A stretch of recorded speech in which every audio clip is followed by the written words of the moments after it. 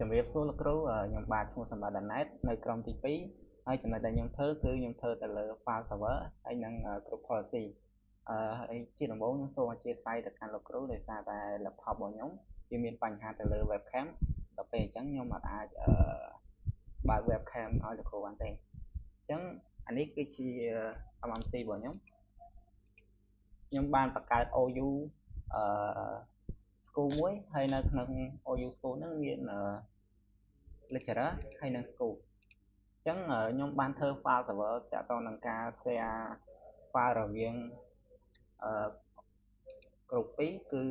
lecturer ហើយនិង student អញ្ចឹងនៅក្នុងនេះមាននៅក្នុង lecturer មាន department history ហើយនៅក្នុង student ក៏មានdepartment history ដែរអញ្ចឹងខ្ញុំនឹងធ្វើការ share file text មួយនៅក្នុងពី user របស់លោកគ្រូទៅ user របស់សិស្សអញ្ចឹងខ្ញុំនឹងទៅចូលទៅកាន់ Windows client របស់ខ្ញុំដើម្បីតេស្តជាដំបូងខ្ញុំសូម login ចូលទៅកាន់ user របស់លោកគ្រូខ្ញុំសិនឥឡូវខ្ញុំ log out ពីសិននេះសិនអូខេអញ្ចឹងខ្ញុំ login ទៅកាន់ teacher 1នេះហើយខ្ញុំចូលអូខេឥឡូវយើងចូលមក Windows យើងហ្នឹងអញ្ចឹងនៅកាន់ទៅកាន់ share folder រវាងhistory student ហើយនិង teacher student ហើយអូខេនេះគឺជា file server របស់ខ្ញុំគឺ share history អញ្ចឹងអានេះគឺជា folder exam history first year អញ្ចឹងនៅក្នុងនេះនឹងឃើញ file មួយឈ្មោះថា history test អញ្ចឹងfile នេះក្នុងproject របស់ខ្ញុំកំណត់ថា file នេះលោកគ្រូអាចលុប file នេះឬអាច edit file នេះបានអូខេអានេះអាចចូលមើលបានអញ្ចឹងគាត់អាចdelete អូខេអានេះអាច delete បានអញ្ចឹងខ្ញុំនឹងបង្កើត note មួយទៀត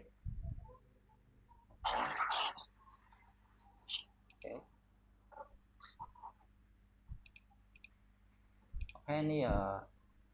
file ហ្នឹងខ្ញុំនឹងបង្កើតយើងអាច delete បង្កើតបានអញ្ចឹងឥឡូវយើងចូលទៅកាន់មើលshare folder ហ្នឹងនៅលើ user book student នោះឥឡូវ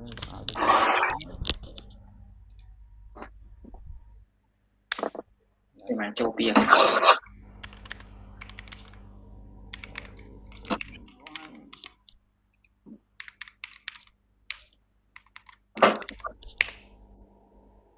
អូខេនេះគឺជា user របស់ student អញ្ចឹងខ្ញុំនឹងទៅកាន់ folder ហ្នឹងដែរ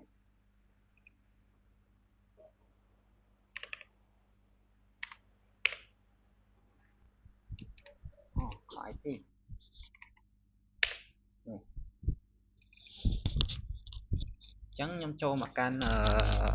folder ដដែល folder share history របស់ខ្ញុំហ្នឹងការបង្កើត file server របស់ខ្ញុំហ្នឹងខ្ញុំចំពោះ file នេះខ្ញុំអាចឲ្យលោកគ្រូអីក៏អាចលុបបានតែចំពោះសិស្សវិញខ្ញុំបានកាត់ឲ្យសិស្សលុបបានទេឥឡូវខ្ញុំសាកលុបបានលុបវាទៅមើល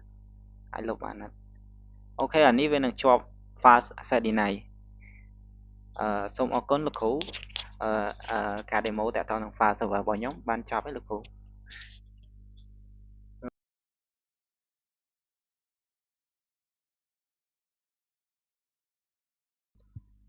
ហើយចំណុចបន្ទាប់នេះខ្ញុំនឹងធ្វើការ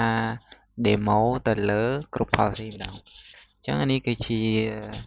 group policy ដែលខ្ញុំបានបង្កើតមាន group policy Nobel Plus ហើយនឹង developer អញ្ចឹង developer ខ្ញុំ apply ទៅលើ domain អញ្ចឹងឃើញ developer នេះនៅលើ user របស់ខ្ញុំ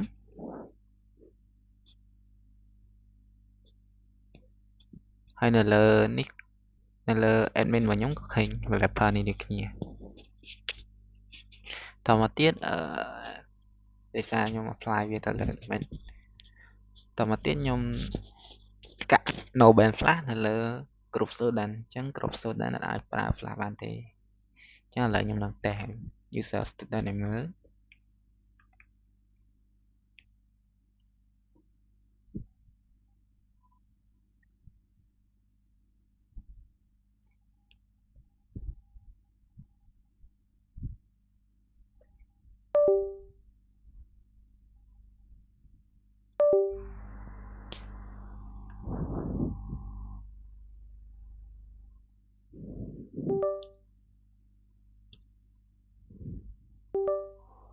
ok này nhầm đào flash cho máy ok này cho máy này cái chia flash vào nhóm đào trên bị tự sắm á cái này cái chia cả bên flash từ lư user student chẳng việc ai phải bàn tí đầu tiên nhưng là cả thơ Taylor ở user bảo local đang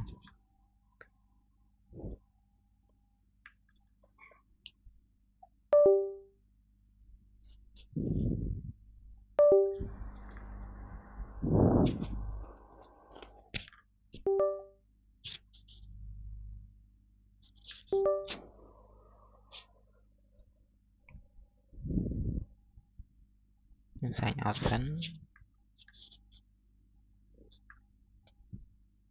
đầu tiên nhưng log cho user Chrome map trong đăng việc flash lại nó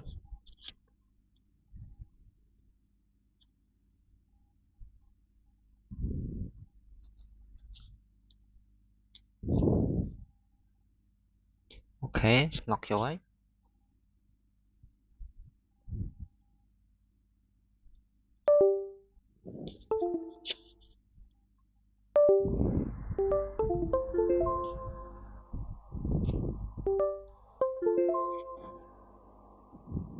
chẳng nhầm năng thơ ca tự bật flash nó mới bị đa tana cả ok ní flash ní việt tana cả thòng nát tới về mình chọn bè này thế chẳngแต่ตอนនឹងចំណុចហ្នឹងតែតនឹងគ្រប់ policy ខ្ញុំបាន demo ចប់ហើយអរគុណលោកគ្រូ Soul Crew ខ្ញុំសម្បូរមកពីក្រុមទី2នេះខ្ញុំមានបទបង្ហាញតែតនឹង DNS ហើយនឹង web server អញ្ចឹងគ្រូអញ្ចឹងខ្ញុំសូម demo តែតជាមួយនឹង DNS នៅលើ cloud ជាមុនអញ្ចឹងតែតកន្លែងនេះខ្ញុំសូមចូលមកកាន់ tool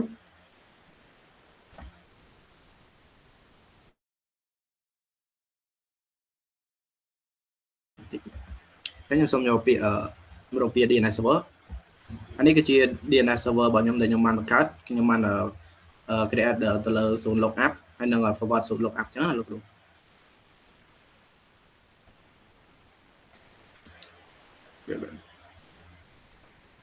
ហើយនៅក្នុងនេះខ្ញុំបាន create zone មួយហើយដែរអញ្ចឹងខ្ញុំសូមធ្វើការបង្ហាញទៅលើ result នៅក្នុង comment មកទៅអញ្ចឹងនេះគឺជា zone DNS server របស់ខ្ញុំដែលខ្ញុំបាន create មុនហ្នឹងដែលមានឈ្មោះIP មួយនេះ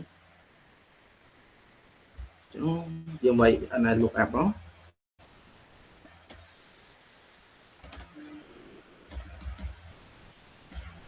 ហើយផាសទៅនឹង domain របស់យើងមកអញ្ចឹងវានឹង show IP នៅខាងក្រោមនេះគឺ domain របស់យើងគឺមាន IP ប៉ុណ្ណឹងចឹងទៅ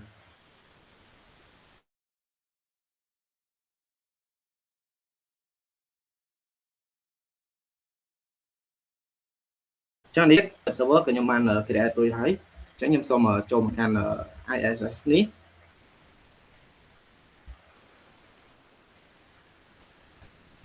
អញ្ចឹងនេះគឺជា web server ដែលខ្ញុំបាន create នៅក្នុងនេះខ្ញុំ create បានមានដូចជា HTTP ហើយនិង HTTPS អញ្ចឹងនេះគឺជា web server របស់ខ្ញុំនៅក្នុងនេះនៅក្នុង site នេះគឺមានឈ្មោះខ្ញុំតែម្ដងហើយនៅកន្លែងនេះគឺខ្ញុំបាន create នៅ HTTP ដែលដាក់ទៅលើ host របស់យើងហើយនឹង IP របស់ខ្ញុំផ្ទាល់ដូចគ្នាក្នុងនេះគឺ link នេះគឺ link ទី1គឺទៅលើ HTTP ហើយនឹង link ទី2ទៅតនឹង HTTPS ហើយក្នុង link HTTP នេះគឺខ្ញុំបាន add ទៅលើ static ទេដាក់ទៅលើឈ្មោះរបស់ខ្ញុំនៅក្នុង website ហ្នឹងអញ្ចឹងទៅអូខេអញ្ចឹងខ្ញុំសូមផាសខ្ញុំសូមបង្ហាញនៅលើ Firefox ទៅទៅ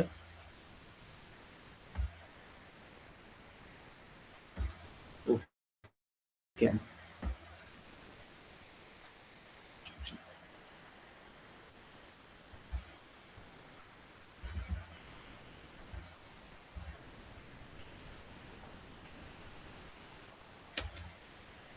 យើងវាយទៅលើ HTTP ហើយនឹង IP របស់យើងមិញហ្នឹងមក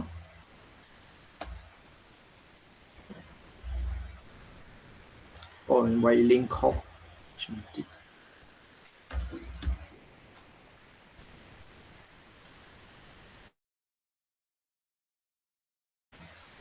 HTTP នៅក្នុងនេះវានឹង link ចេញមកនៅ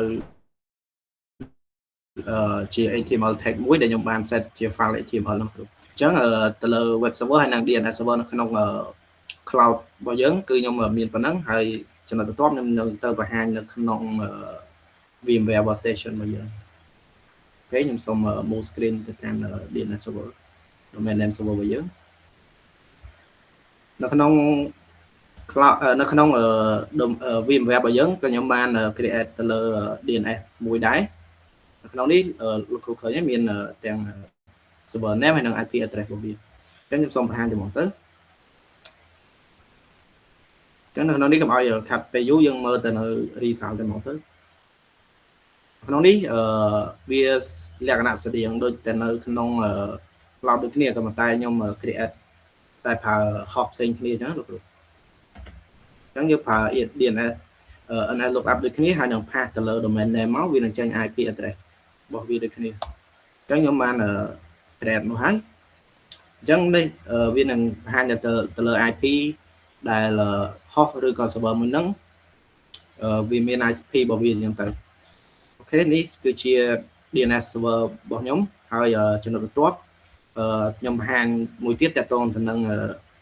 IIS ឬក៏ web server មួយហ្នឹងអញ្ចឹង web server មួយហ្នឹងវាលក្ខណៈដូចតែនៅក្នុង cloud ទេគាត់យើងធ្វើនៅក្នុង VMware នេះអញ្ចឹងនៅក្នុង site ដូចគ្នាខ្ញុំបានបង្កើតនៅ web ដែលមានឈ្មោះរបស់ខ្ញុំផ្ទាល់ដូចគ្នាហើយនៅក្នុងនេះក៏ខ្ញុំបានបង្កើតទាក់ទងទៅនឹង browser website ដែលមានជា HTTP និង HTTPS ដូចគ្នាក៏ប៉ុន្តែខ្ញុំប្រើកន្លែងនេះគឺប្រើ port ឬក៏ IP ខុសគ្នាពីលើ cloud ចឹងទៅនៅនេះលោកគ្រូអាចឃើញយើងមាន link ទាក់ទងនឹង HTTP និង HTTPS ចឹងណាលោកគ្រូអូខេចំណុចដែលខ្ញុំ demo គឺអស់ហើយមានតែប៉ុណ្្នឹងទេអរគុណលោកគ្រូជំរាបសួរលោកគ្រូខ្ញុំបាទឈ្មោះឈូសុបញ្ញាខ្ញុំបាទមកពីក្រុមទី2ហើយខ្ញុំបាទថ្ងៃនេះមកសូវ project ឲ្យលោកគ្រូមើលអញ្ចឹងណាលោកគ្រូដាក់ឲ្យធ្វើហើយតើតើជាមួយ project របស់ខ្ញុំគឺចំណុចទី7និងទី8តើតើជាមួយនឹង VPN និង terminal អញ្ចឹង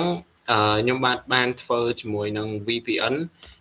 តើតើជាមួយ VPN របស់យើងហ្នឹងអញ្ចឹងទី1យើងចូលមកកាន់ account cloud របស់យើងតែម្ដង AWS ហ្នឹងហើយ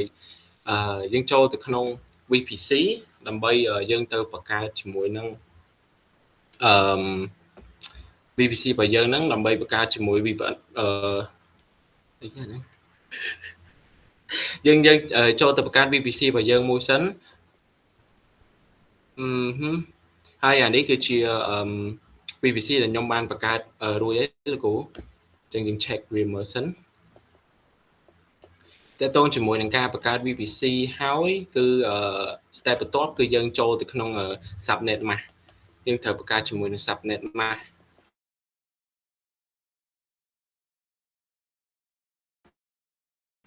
មួយទៀតអញ្ចឹងយើងបង្កើត subnet mask របស់យើងគឺវាមាន4អញ្ចឹង subnet mask យើងអាច control វាបានទៅលើ address range control វាបានទៅលើ internet access អីផ្សេងមកដើម្បីអាហ្នឹងហើយយើងមាន4នេះលោកគ្រូអញ្ចឹងយើងមានជាមួយនឹង VPC ហើយយើងបកទៅកាន់ EC2 របស់យើងដើម្បីទៅមើលនៅក្នុង instance អញ្ចឹង instance ហ្នឹងគឺខ្ញុំបានបង្កើត VPN មួយស្រាប់ហើយអញ្ចឹងសម្រាប់ការបង្កើត VPN ហ្នឹងយើង select យក Linux 2022ហើយនឹងយើងដាក់ឈ្មោះវាទៅតាមហ្នឹងទៅអានេះគឺជា VPN របស់ខ្ញុំកំពុងតែ run ហើយខ្ញុំបាន download ជាមួយនឹង private key របស់យើងហើយអញ្ចឹងយើងខ្ញុំដល់ចំណុចកន្លែងនេះគឺខ្ញុំនឹងចូលគ្រូមើលពី problem របស់ខ្ញុំគ្រូអញ្ចឹងទី1យើងចូលទៅក្នុងកន្លែង connect ដើម្បី connect យកជាមួយនឹង VPN ហ្នឹងយកមកប្រើហើយអ្វីដែលសំខាន់គឺយើង download ជាមួយនឹង file នេះតែខ្ញុំបាន download ហើយខ្ញុំត្រូវការ get password អញ្ចឹងចូលមកដល់កន្លែង get password get window password នេះខ្ញុំចូលនៅក្នុងកន្លែង upload private key file នេះនេះលើគេគឺជា file របស់ខ្ញុំហើយខ្ញុំ upload យើងចុចពាក្យថា descript password មក ប៉ុន្តែវាចេញជាបែបនេះលោកគ្រូអានេះហើយជា problem របស់ខ្ញុំអញ្ចឹងលោកគ្រូហើយ project របស់ខ្ញុំគឺមានតែប៉ុណ្្នឹងវាតាក់អាកន្លែងហ្នឹងលោកគ្រូហើយតាក់ទងជាមួយនឹង terminal server terminal server ខ្ញុំអត់ទាន់បានធ្វើទៅដល់ទេប៉ុន្តែ terminal server វាមានគុណប្រយោជន៍ច្រើនវាអាច install software បានហើយវាអាចប្រើជា command line ផ្សេងៗដើម្បីយកទៅប្រើប្រាស់នៅក្នុងភាសាអីផ្សេងៗអញ្ចឹងដូចជា Linux Windows អីផ្សេងៗយកប្រើទៅតាម command line របស់យើងហើយវាអាច manage file និង switch ដែលយើងចង់ manage ទៅកាន់ file ណាឬក៏យើងចង់ប្រើជាមួយនឹង switch មួយណាគឺបានទៅតាមនឹងដូចគ្នាគ្រូបាទគ្រូអស់ហើយបច្ចេកខ្ញុំប៉ុណ្្នឹងអស់សូមឲ្យមិត្តភក្តិខ្ញុំបន្តម្ដងជំរាបសួរលោកគ្រូខ្ញុំបានឈ្មោះធីមរតរ៉ូមកពីក្រុមទី2ខ្ញុំធ្វើការធ្វើបទបង្ហាញលើចំណុចរបស់ខ្ញុំលេខ9លេខ10ហើយចំពោះចំណុចទី10 database ខ្ញុំធ្វើអត់បានទេដោយសារtry C វា full ទៅធ្វើអត់បានទេអញ្ចឹងធ្វើបានតែមួយចំណុចអញ្ចឹងសូមចាប់ដើមអានេះដោយសារយើងបង្កើត DHCP server ហើយអញ្ចឹងយើងចូលកន្លែង search យើងវាយ CMD មកដើម្បីឆែកទៅលើទាំង AD វាជាប់មាត់អូខេចាំបន្តិច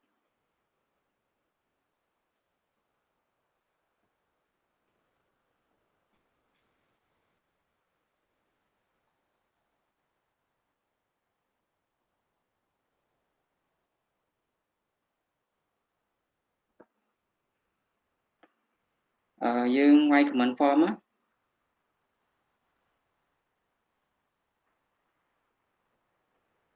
ហើយវាចេញបែបនេះបើសិនជា load yes មានន័យថាវាដំណើរការធម្មតាបើសិនជាអត់ load yes ទេមានន័យថា ADMP DAP server ហ្នឹងវាអត់ដំណើរការទេអញ្ចឹងចំពោះចំណុចរបស់ខ្ញុំមានតែប៉ុណ្្នឹងទេហើយចំពោះចំណុចទី10សូមអធិស្ឋានទៅកាន់លោកគ្រូផងដោយសារធ្វើអត់បានទេតើអស់ចំណានពលលោកគ្រូស្មាមកពីក្រុមទី2ហើយស្មាថ្ងៃនេះនឹងនិយាយចំណុចនេះទី11 12ហើយនិង13ទី1គឺ backup server ហើយនិង load balancing ហើយនិង failover cluster អូខេមុននឹងចូលទៅដល់ demo ស្មាថានិយាយថា backup ហ្នឹងយើងធ្វើដើម្បីអី backup ហ្នឹងគឺយើងដើម្បីរក្សា backup file ដែលយើងច្រឡំលុបឬក៏យើងច្រឡំរົບឬក៏យើង remove ទៅណាអីផ្សេងយើងអាច backup មកវិញបានអូខេអញ្ចឹងយើងចូលទៅ cloud ហ្មងនេះចូលមកដល់ឯនេះស្មើនឹង remote ចូលទៅក្នុង server របស់ស្មើអូខេគេនេះ password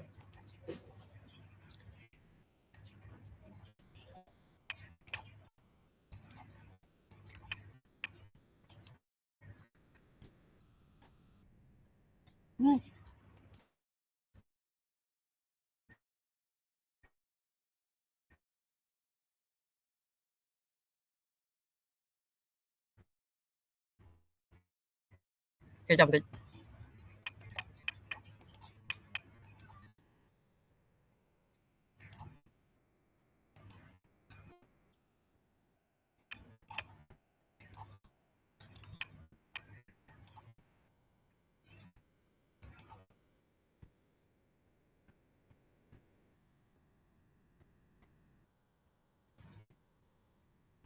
អូខេរងចាំនេះបានចូលមកដល់ក្នុង server របស់អាត្មាហើយតែអាត្មាបានបង្កើតនៅក្នុង cloud ជាដំបូងគឺជំហានដំបូងចូលទៅ server manager ដើម្បីទៅធ្វើ backup server គេរងចាំឲ្យវា install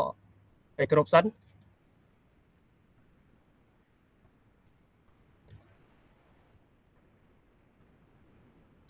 អូខេបន្ទាប់ពីចេញចេះហើយអាត្មានឹងចូលទៅធ្វើ backup server តែម្ដងយើងចូលមក Windows backup server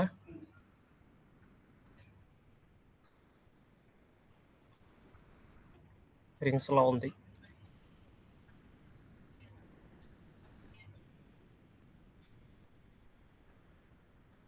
អូខេបន្ទាប់មកយើងចុច local backup មករងចាំវា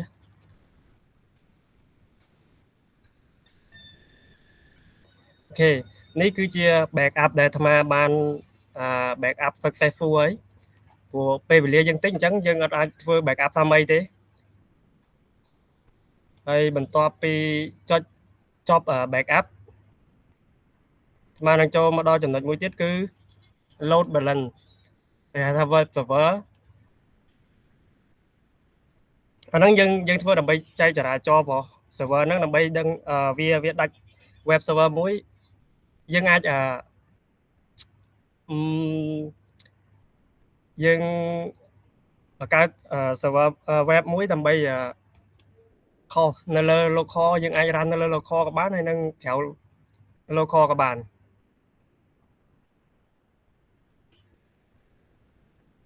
slow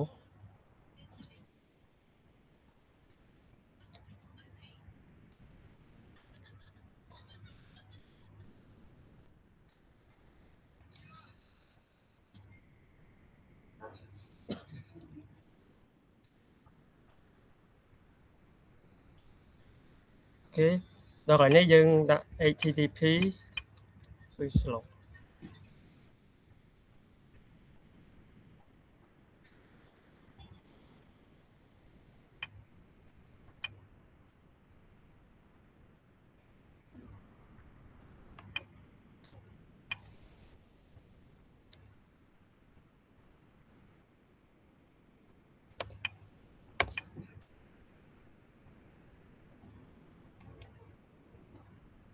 រងចាំតិចវា slow នៅក្នុង server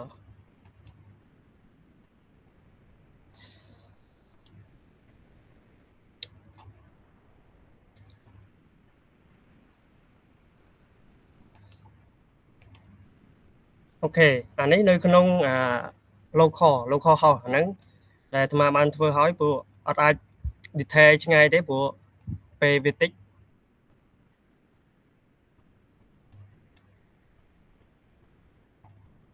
អូខេយើងចេញទៅ browser តេស្តនៅ browser ដើម្បី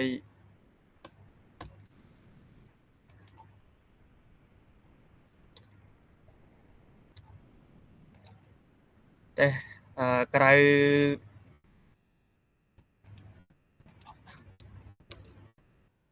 PHP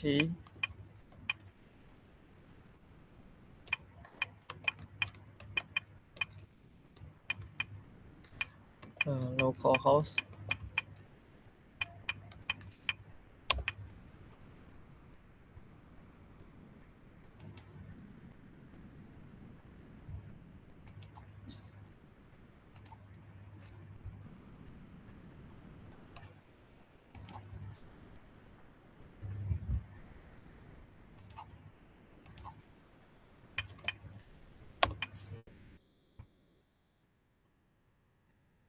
អូខេវានឹង load web server មួយទេព្រោះអាត្មាបានបង្កើតscope បង្កើតនៅក្នុង local ឲ្យវាចេញមកក្រៅអញ្ចឹងអត់អាច detail ពី step យើងធ្វើមិនទេព្រោះពេលវាតិចអញ្ចឹងយើងចប់នៅកន្លែងចប់នៅចំណុចទី12នេះ load balance អូខេចូលនៅចំណុចទី13 failover server នៅកន្លែងនេះយើង run command យកហ្មង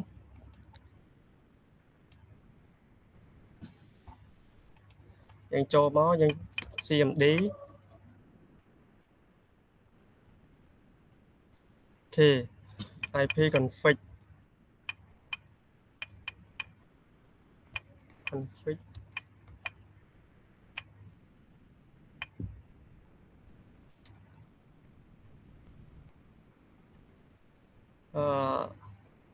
renew